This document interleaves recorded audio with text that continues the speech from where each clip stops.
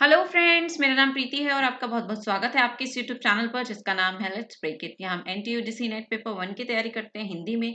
तो जिसने भी चैनल को सब्सक्राइब नहीं किया है जल्दी इस चैनल को सब्सक्राइब कर लीजिए। और इसी के साथ साथ आप हमारे टेलीग्राम चैनल से भी जुड़ सकते हैं जिसका नाम है let's break NET JRF with Preeti. यहाँ पर जुड़ना इसलिए जरूरी है बिकॉज आपको रेगुलर क्लासेस के जो नोट्स हैं, जो पीडीएफ्स है, वो आपको यहीं पे प्रोवाइड कराई जाती हैं। तो जल्दी से जुड़ जाइए। यहाँ इस नाम से आप सर्च करेंगे तो आपको मिल जाएगा टेलीग्राम पर।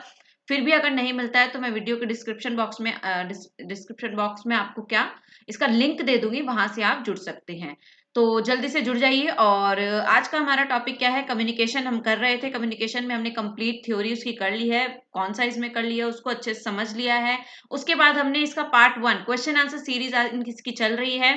ठीक है, एक मिनी मैराथन चल रही है आपकी, जहां पे हमने पार्ट 1 कर चुके हैं, जहां हम 20 क्वेश्चन कर कर आए थे। और आज हम इसके कुछ क्वेश्चंस और करेंगे जो कि ये पार्ट 2 है। तो जिसने पार्ट 1 नहीं देखा है वो पार्ट 1 जो है जरूर देखेगा आफ्टर दिस वीडियो। तो ये जो है आपको काम करना है और इसके बाद आपको जो है काफी सारी चीजें क्लियर रहेंगी। और चलिए शुरू करते हैं, बिना समय गवाए हम स्टार्ट कर देते हैं।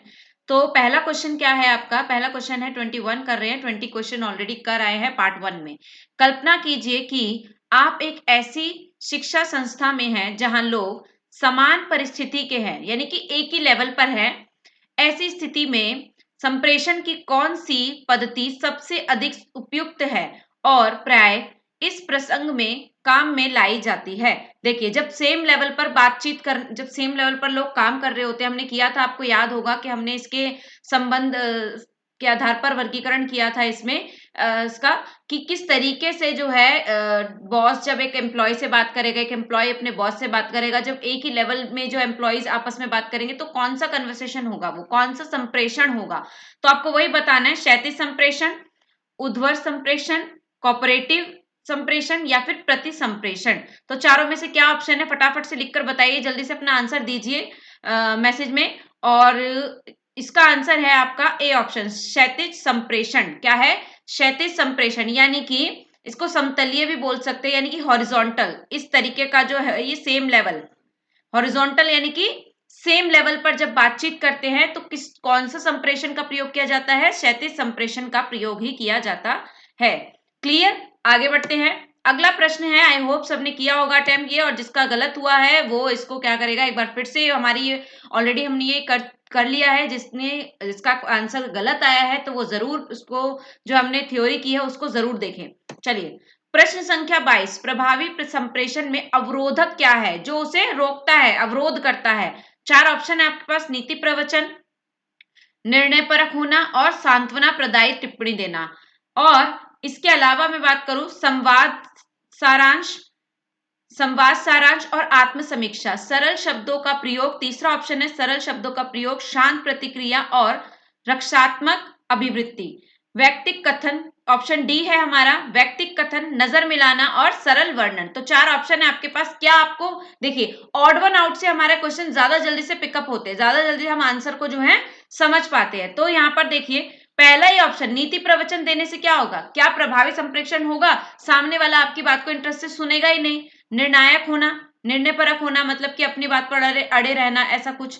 तो ये चीजें क्या है, पहले ही आपको पता चल गया कि नहीं, ये तो अवरोध करेगी। बाकी संवाद सारांश, आत्म समीक्षा करना, सरल शब्दों का प्रयोग, शांत प्रक्रिया, रक्षात्मक अभिवृत्ति, व्यक्तिक कथन, नजर मिलाना, सरल वर्णन, तो ये बाकी सब जो है बिल्कुल करेक्ट जो है जा रही है दिशा में। लेकिन एक ऑप्शन ए जो है वो इनकरेक्ट है, यानी कि अवरोध, यानी कि आंसर करेक्ट है हमारा ऑप्शन नंबर ए। अवरोध जो करता है वो ऑप्शन नंबर ए है हमारा। ठीक है, तो आई होप सबने इसका आंसर दिया और करेक्ट हुआ है, क्योंकि ये बिल्कुल बेसिक क्वेश्चन था आपका। प्रश्न संख्या 23, संप्रेषण प्रतिभागियों का चयन किस कारण द्वारा प्रभावित होता है? संप्रेषण प्रतिभागियों का जो चयन है, सिलेक्शन है, वो कैसे जो है प्रभावित होता है? पहला है सानिध्य, उपयोगिता या अकेलापन। उपयोगिता, गुप्तता असंवादिता के कारण। गुप्तता असंवादिता छल के कारण। विषमता, असंवादिता और विकथन के कारण। तो क्या है इसका आंसर? जल्दी से जवाब दीजिए, क्या है आंसर? ऑप्शन ए, बी, सी या फिर डी? तो the answer is option number ए। किसके कारण प्रभावित होता है इनका चयन? सानिध्य, उपयोगी होना चाहिए और अकेलापन। ठीक है ना, इसके कारण। यानी कि संप्रेक्षण प्रतिभागियों का, अकेलेपन का मतलब ये नहीं है कि उसको आप नेगेटिव में ले जाएंगे। ठीक है, प्रश्न संख्या 24, ये आपका कैसा क्वेश्चन है? कथन और कारण वाला, तर्क वाला क्वेश्चन है। ठीक है, इसे ध्यान से समझेंगे और फिर करेंगे। नीचे दो कथन है, ये कसम नहीं है भाई, कथन है, यहाँ पे कोई कसम नहीं खा रहा है। तो कथन दिए गए हैं जिनमें से एक को अभिकथन ए और दूसरे को तर्क यानी कि आर यानी रीजन कहा जा रहा है। ठीक है, कथन ए क्या कह रहा है? शिक्षकों को छात्रों के साथ निर्धारित दायरे से परे जाकर संप्रेषण करना चाहिए। क्या ऐसा करना चाहिए? ऐसा करना जो है बिल्कुल गलत होता है। एक दायरा होता है, टीचर और स्टूडेंट के बीच में एक दायरा होता है, उसे मेंटेन करके हमेशा रखना चाहिए, है ना। निर्धारित दायरे से परे जाकर संप्रेषण करना चाहिए। तो ये तो अपोजिट हो गया, पहले ही पता चल गया हमें। अशाब्दिक संकेत निश्चित रूप से शिक्षक के अभिप्राय को संप्रेषित करते हैं। तो the option are, option A क्या कहता है? फटाफट से आंसर दीजिएगा। ऑप्शन ए क्या कह रहा है? ए और आर दोनों सही हैं और सही व्याख्या भी कर रहा है आर ए की। ए और आर दोनों सही है लेकिन व्याख्या सही नहीं कर रहा है। ए सही है लेकिन आर गलत है। ए गलत है लेकिन आर सही है। तो आपको क्या लग रहा है? पहला वाला तो मैंने पहले आपको एक्सप्लेन कर दिया और आपको भी समझ में आ गया होगा कि टीचर और स्टूडेंट के बीच में हमेशा एक दायरा बना रहना चाहिए। तो ऑप्शन ए तो बिल्कुल ही गलत हो गया। अगला है अशाब्दिक संकेत निश्चित रूप से शिक्षक के अभिप्राय को संप्रेषित करते हैं। तो ये बिल्कुल करेक्ट है। तो ए गलत है और बी जो है यानी कि आर जो है आपका तर्क वो बिल्कुल सही है। ऐसे क्वेश्चन देता है एनटीए काफी जो है, क्योंकि इसमें जो है आपका कॉन्सेप्ट बेस्ड चलता है, इसीलिए ऐसे क्वेश्चन की प्रैक्टिस करना जरूरी है। यहाँ पर मैंने हर एक क्वेश्चन इस टाइप में रखा है, आपका इस पेपर को देखते हुए रखा है। यहाँ पर आपके पीवाईक्यूज में भी समझ लीजिए, एक आधा पीवाईक्यू भी है यहाँ पर। पीवाईक्यू के साथ साथ आपको यहाँ पे ईक्यूज भी मिलेंगे। ईक्यू का मतलब एक्सपेक्टेड क्वेश्चंस। तो यहाँ पर मैंने वैसे ही क्वेश्चन का जो है नंबर ऑफ क्वेश्चंस रखे हैं और क्वेश्चंस इस टाइप के रखे कि आपको ये समझ में आए कि पेपर एग्जामिनर जो है किस टाइप के क्वेश्चन आपको देता है। क्लियर? प्रश्न संख्या 25, तो 25 में क्या है आपका? प्रश्न संख्या 25 क्या कह रहा है आपको?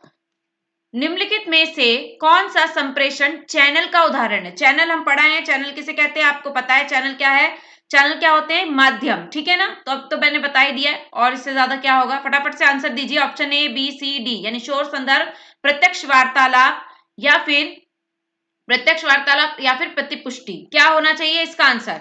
सो the answer is option number C. आप सभी ने दे दिया होगा, मुझे पता है सबने सही दिया है। प्रत्यक्ष वार्तालाप, शोर संदर्भ, ये जो है शोर तो अलग चीज में आ जाता है, ठीक है ना, शोर अलग उसमें आ जाता है, संदर्भ भी अलग आ गया, प्रतिपुष्टि अलग है। लेकिन सिर्फ और सिर्फ माध्यम अगर यहाँ पे देखा जाए तो प्रत्यक्ष वार्तालाप यानी आमने सामने बैठकर वार्तालाप करना या एक दूसरे प्रत्यक्ष रूप में वार्तालाप करना।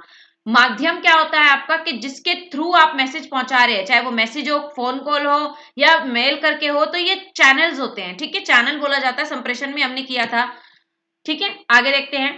प्रश्न संख्या 26 पर आ गए हैं हम। आई होप 25 तक क्वेश्चन आपको अच्छे लगे होंगे और आपने साथ साथ आंसर देते चल रहे होंगे। कक्षा में संप्रेषण में चक्रीयता होती है। ठीक है, क्या होता है कक्षा में जो है, कक्षा मतलब हमारे क्लासरूम में जो है कैसे होना चाहिए? चक्रीय होना चाहिए, सर्कल साइकिल में होना चाहिए, इस तरीके का। तो शिक्षक संकेतक के बाद, संकेतक के तब क्या होगा? यहाँ पर ये शिक्षक जो है वो क्या होगा? अगर शिक्षक भी जो है संकेतक है तो वो क्या होगा? सक्रिय विसंकेतक, विसंकेतक, निष्क्रिय प्रेक्षक। इतने खतरनाक खतरनाक वर्ड्स आ जाते हैं कई बारी, तो थोड़ी गड़बड़ हो जाती है भाई। निष्क्रिय प्रेक्षक, नकारात्मक आग्राहक यानी कि रिसीवर जो होता है यानी कि जो मैसेज को लेता है, अशांत कोडक। तो क्या कौन होगा? शिक्षक क्या है उसमें? चक्रीय है, एक प्रक्रिया चल रही है उसमें। जब शिक्षक संकेत करता है तब वह क्या होगा? ठीक है, वो अगर बताता है तो वो क्या होगा? Option A B C D, फटाफट से बताइए कि इसका आंसर क्या होगा। So the answer is option number A, सक्रिय विसंकेतक यानी कि एक तरीके से सेंडर बोल सकते हैं इसको। वो सेंडर बन जाएगा ना दोबारा। दोबारा क्या, पहले तो वो सेंडर ही है, वो बता रहा है, फिर बाकी जब उसको फीडबैक मिलेगा, स्टूडेंट से फीडबैक मिलेगा, तब स्टूडेंट क्या बन जाएंगे? सेंडर बन जाएंगे। ठीक है, तो सक्रिय विसंकेतक होगा कौन? शिक्षक। आई होप सबका सही हुआ होगा। 27 प्रश्न नंबर क्या है? संप्रेषण। संप्रेषण आमतौर से किसके साथ प्रारंभ होता है? कहां से स्टार्ट होता है? भ्रामक विचार के साथ होता है, अर्थ विषयक ध्वनि के साथ, आशंका के साथ, मन मस्तिष्क के चित्र के साथ। कैसे स्टार्ट करते हैं, जब आप खुद को वहां पे रखकर देखिए और सोचिए कि जब आप किसी से संप्रेषण करते हैं तो कैसे स्टार्ट करते हैं, किसी से कन्वर्सेशन स्टार्ट करते हैं, कम्युनिकेशन करना स्टार्ट करते हैं तो क्या करते हैं, क्या भ्रामक विचार लेकर मन में कुछ चीजें चल रही है और आप बात कर रहे हैं तो नहीं हो पाती है। अर्थ विषयक ध्वनि भी नहीं, आशंका भी नहीं होनी चाहिए। क्या होगा, मन मस्तिष्क में चरित्र के साथ एक माइंड में पिक्चर बनाएंगे, हम सेट करेंगे, फिर जाकर उससे बात करेंगे, है ना, कि भाई मेरे दिमाग में ये चल रहा है, अब तुम क्या सोच रहे हो, ऐसा कुछ अगर हम डिस्कस करने जा रहे हैं तो पहले हम खुद सोचेंगे ना। तो ऑप्शन नंबर डी आंसर हुआ इसका। प्रश्न संख्या 28, इनमें से कुछ संवाद की पहचान कीजिए जो दस्तावेजी साक्ष्य के रूप में वैध है, वैध हो। कौन सा है वो जो दस्तावेजी रूप है? अब बहुत इजी है, ऑप्शन बताना है आपको। ऑप्शन ए लिखित संवाद, ऑप्शन बी वाचिक संवाद, हाव भाव वाले संवाद, ऑप्शन डी अवाचिक संवाद। तो क्या होना चाहिए, जो लिखित रूप में जो कि क्या हो, दस्तावेजी साक्ष्य हो। आंसर मैंने बोल ही दिया, तो क्या है, ए ऑप्शन। लिखित होने चाहिए, तब क्या, लिखित जो होते हैं वही दस्तावेजी साक्ष्य हो सकते हैं, है ना। प्रॉपर्टी के पेपर्स होते हैं और भी बहुत सारी ऐसी चीजें जो लिखित में रखी जाती है। तो हमने 28 क्वेश्चन कर लिए फ्रेंड्स। आई होप आपको आ रहे होंगे क्वेश्चंस।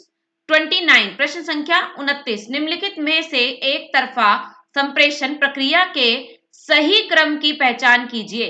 एक तरफा जब संप्रेषण हो रहा होता है, हमने किया था, आपको याद होगा, एक तरफा संप्रेषण यानी कि एक मार्गीय, तो उसकी क्या प्रक्रिया चलती है, उसका सही क्रम बताना है। पहला ऑप्शन है, ऑप्शन जल्दी से बताइएगा आंसर क्या होगा इसका।